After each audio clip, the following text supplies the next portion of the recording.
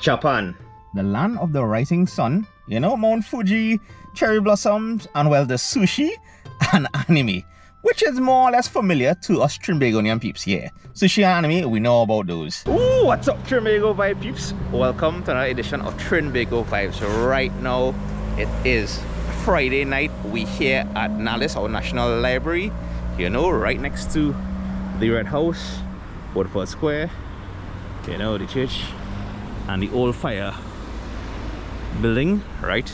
Yeah, it's a little different here any night. Normally when last time we was here it was during the day, but right now we are going to enter the library and take in Asian Nights. It's a 3 nights event happening right here inside the library. Big up the embassies for India, Korea, and Japan. In this one, it's Japanese culture being showcased as we miss the past 2 nights highlighting Indian and Korean culture.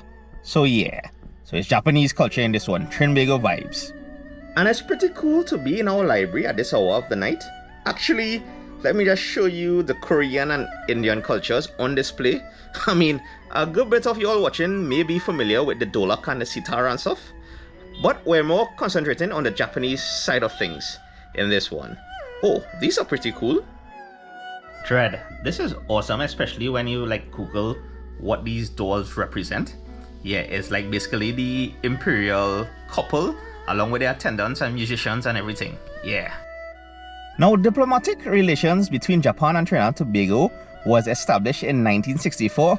Yeah, 2 years after our independence, And jump forward to 2024, there was an arts, culture, and cuisine exhibit hosted by NALIS and the Japanese embassy here in Trinidad and Tobago called Asian Nights. This is Ambassador, Japanese ambassador. Nice to meet you, Matsubara. My name is Matsubara. I'm from Japan. Matsubara, yeah. Yes. I am Raju. Yes. Oh, Pikachu. Pokemon. Yeah. I just want to say thanks for having all this in the library. It's nice to see different cultures here in Trinidad and Tobago. And I just want to say thanks for everything. Yeah, that's our pleasure. Yeah. Thank you for coming and enjoy everything. Japanese traditional culture. Yeah. It was kind of awesome to meet the Japanese ambassador to TNT at this free event. So make sure and hit that like button and check out my community tab. I'll post upcoming events such as these there. Yeah, Trinbago Vibes. Alright. Let's go and take in some origami. This point? Okay. The other dog.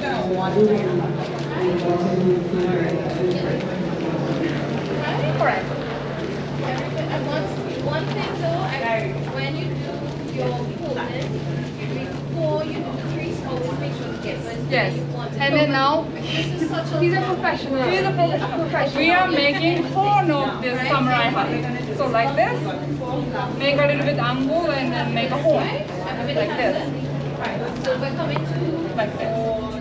And then only upper paper you hold. You don't hold it to the top, but kind of middle. So I find hold even it. how you fold the paper as you're folding in your hand, so it gives you an idea if it's straight. And then you hold it again. Not too sure if it's straight. So you keep it Easy, right? And then this is the last step. This bottom paper goes inside the pocket. To the top. And that's how you make a samurai hat out of paper. So there were various workshops held throughout the 3 floors of the library. Yeah. Next up is a Japanese tea ceremony. And here we are introduced to the utensils used in this process. The manuscript is and I'd also like to introduce container. It is called Natsu in Japanese.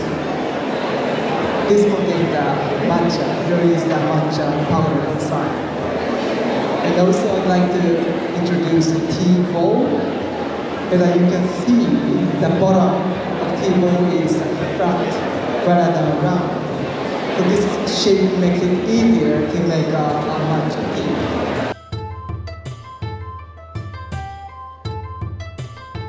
So the tea bowl is preheated with hot water.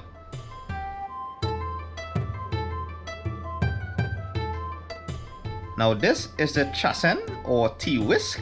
Yeah.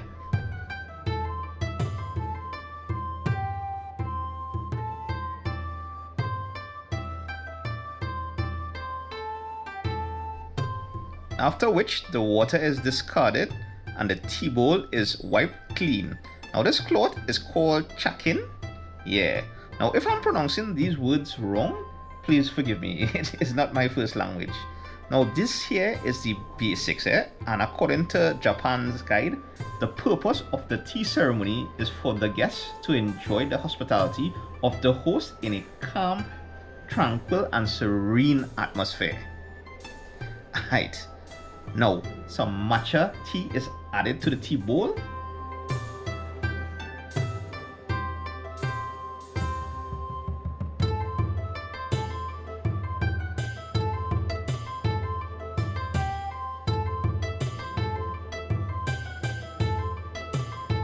Followed by some hot water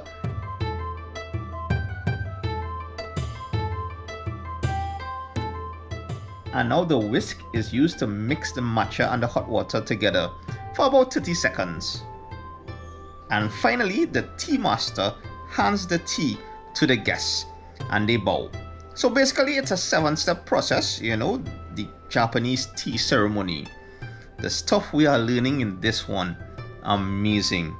Now, peeps were randomly selected to take part in this, and since we didn't get through with these rounds, just thought I'd come across to Kaizan Sushi in Movie Town, Port of Spain, to have a pot of their green tea.